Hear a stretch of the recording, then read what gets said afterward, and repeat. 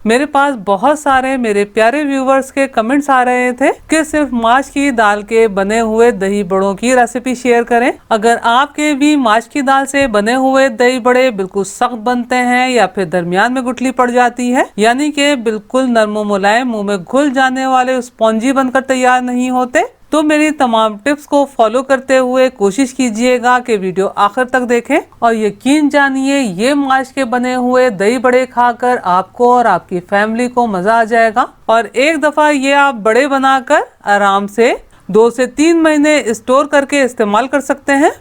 बिस्मिल्लाहिर्रहमानिर्रहीम। अस्सलाम वालेकुम फ्रेंड्स, उम्मीद है आप सब खैरियत से होंगे। ये मैंने 2 कप माश की दाल ली है। अगर इसकी वजन में बात की जाए तो 350 ग्राम है। अगर ठंड का मौसम है तो दाल को आप सारी रात भिगो के रखिएगा और अगर गर्मी का मौसम है तो 4 से 6 घंटे दाल को भीगने का टाइम जरूर दीजिएगा, ताकि दाल में हल्का फुल्का सा खमीर पैदा हो जाए और माश की दाल के बड़े बिल्कुल सॉफ्ट जालीदार स्पॉन्जी बनकर तैयार हो सके। माश की दाल के बड़े या फुल्कियां बनाने का सबसे बड़ा सीक्रेट या की पॉइंट यही है कि आपने दाल को भीगने का टाइम देना है। यहाँ काफी ठंड है तो दाल को अच्छी तरह धोकर मैंने सारी रात भीगने के लिए रख दिया था। आप देख सकते हैं कि ये दाल कितनी ज्यादा सॉफ्ट हो गई है।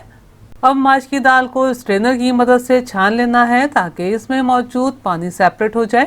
अब आपने दाल को ग्राइंडर जग में या ग्राइंडर जार में गुंजाइश के हिसाब से ट्रांसफर कर लेना है। मैं ग्राइंडर जग का इस्तेमाल कर रही हूँ तो इसमें तमाम दाल आराम से आ जाएगी। अब दाल को हमने पीसने के लिए कम से कम पानी का इस्तेमाल करना है, क्योंकि दाल अच्छा खासा पानी सोख कर चुकी है। तो यहाँ मैंने दाल में 3/4 कप यानी कि 3/4 कप पानी शामिल किया है। अब जब आप दाल ग्राइंड करेंगे तो दाल को चमचे की मदद से अप एंड डाउन करते हुए ग्राइंड कीजिएगा ताकि एक जैसी पिसकर तैयार हो सके।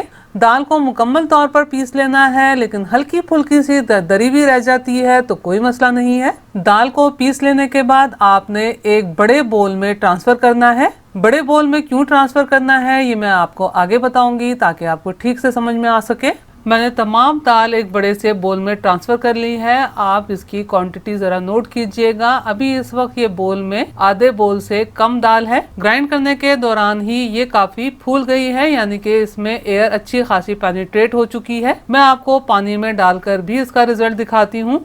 आप देख सकते हैं कि दाल का बैटर पानी की सरफेस पर फ्लोट हो रहा है, लेकिन अभी ये बड़े यानी कि पकौड़े बनाने के लिए तैयार नहीं है। इस पर हमें थोड़ा सा काम करना पड़ेगा। पहले हम चंद अज्जा शामिल कर देते हैं। इसमें ये मैंने 1 टीस्पून या हस्बे जायका नमक शामिल किया है, 1/2 टीस्पून सफेद जीरा। इसमें हमने कोई बेकिंग सोडा या कोई बेकिंग पाउडर शामिल नहीं करना। ये बैटर काफी हद तक पीसने के दौरान ही फ्लफी सा हो गया है, यानी कि इसमें काफी हवा दाखिल हो चुकी है, लेकिन अभी इसे हमने मजीद फ्लफी करना है, यानी कि इसमें मजीद हवा हमने दाखिल करनी है। जैसा कि आप भी जानते हैं कि माश की दाल काफी बादी होती है, तो इसमें मैंने 2 चुटकी हींग पाउडर शामिल किया है। अगर आप हींग पाउडर नहीं शामिल करना चाहते तो जिस तरह मैंने सफेद जीरा शामिल किया है तो आप सफेद जीरे की जगह अजवाइन का इस्तेमाल कर लीजिएगा या फिर 1/2 टीस्पून अदरक पीस के शामिल कर दीजिएगा। तो जिस तरीके से मैं एक ही डायरेक्शन में बीटर की मदद से बीट कर रही हूँ, इसी तरह आपने भी बीट कर लेना है। अगर आपको हैंड बीटर से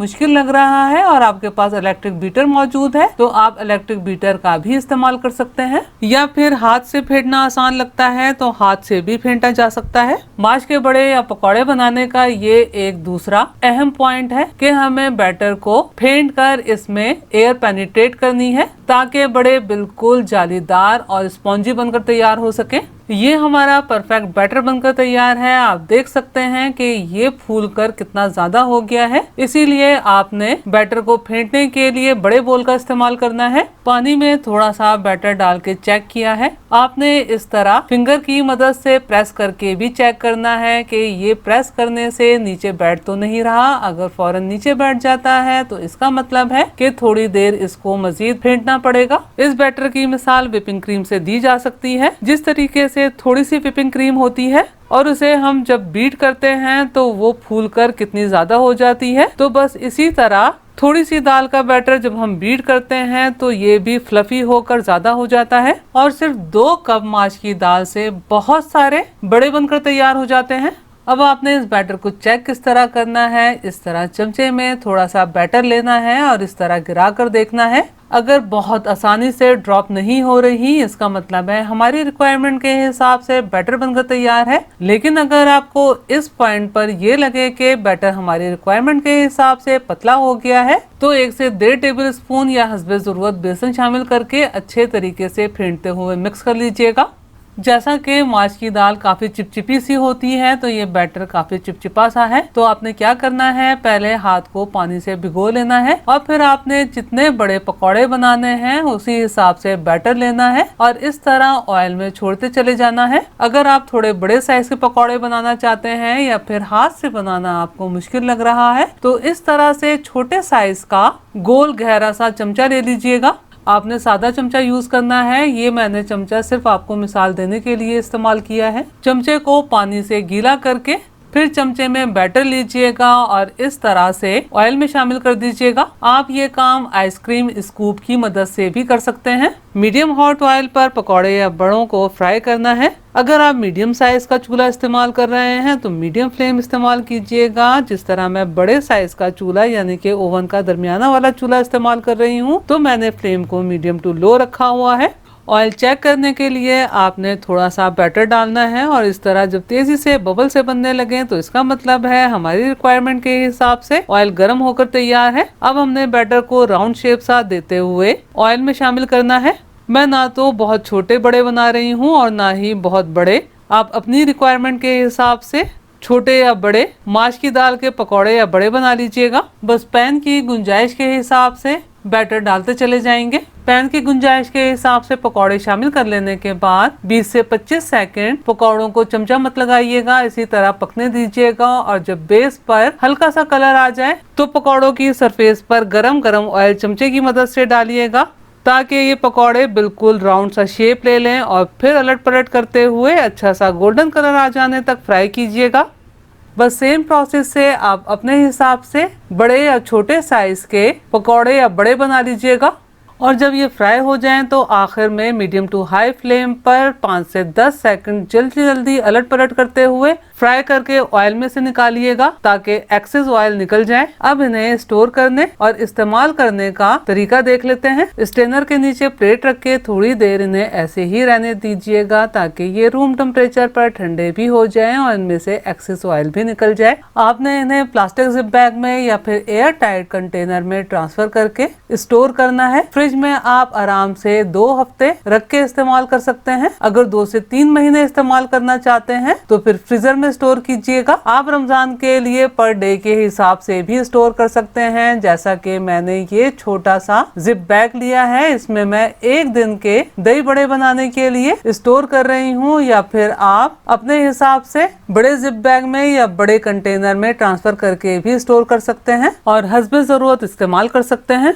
माश की दाल के बड़ों के दरमियान में जो एक गुठली सी बन जाती है, उसकी एक वजह ये भी है कि अक्सर लोग गरम गरम बड़े बनाकर पानी में शामिल कर देते हैं। अगर आप गरम गरम बड़े बनाकर पानी में शामिल करेंगे तो क्या होगा, दरमियान में एकदम गुठली बन जाएगी। अगर आप उसी वक्त ताजे बड़े भी इस्तेमाल कर रहे हैं तो आपने पहले रूम टेम्परेचर पर ठंडा करना है और फिर नीम गर्म पानी में 5 से 10 मिनट भिगो के रखना है। और अगर फ्रीज किए हुए इस्तेमाल कर रहे हैं तो नीम गर्म पानी ही इस्तेमाल करना है और तकरीबन 10 से 15 मिनट भिगो के रखना है।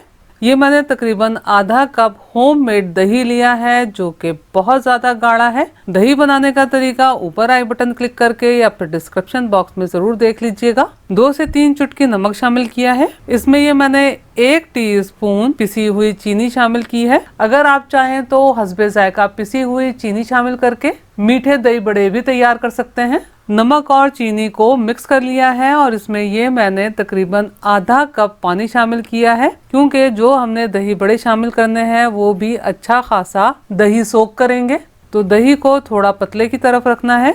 अब बस इसमें दही बड़े निचोड़ के शामिल करने हैं। दही बड़ों को दही में अलट पलट कर लेना है और बोल को कवर करके 5 मिनट ऐसे ही रहने देना है और फिर सर्विंग प्लेट में ट्रांसफर करके दही बड़ा मसाला, हरी चटनी और इमली की मीठी चटनी से गार्निश करना है और सर्व करना है। मैंने आपको माश की दाल के बड़े बनाना बहुत अच्छे तरीके से बताया है। आप ये मेरी रेसिपी जरूर ट्राई कीजिएगा और मुझे कमेंट्स करके जरूर बताइएगा कि आपके माश की दाल के दही बड़े कैसे बने। अगर आपको मेरा काम थोड़ा सा भी पसंद आया हो तो मेरी वीडियो को लाइक कीजिए, अपने दोस्त अहबाब में शेयर कीजिए, चैनल को सब्सक्राइब करना और बेल बटन को क्लिक करना बिल्कुल भी मत भूलिएगा। अल्लाह हम सबका दस्तरख्वान हलाल रिस्क से वसी तर फरमाए, आमीन। मुझे और मेरी फैमिली को भी अपनी दुआओं में याद रखिएगा। अपना और अपनी फैमिली का बहुत ख्याल रखिएगा। अगली रेसिपी की वीडियो तक के लिए अल्लाह हाफिज।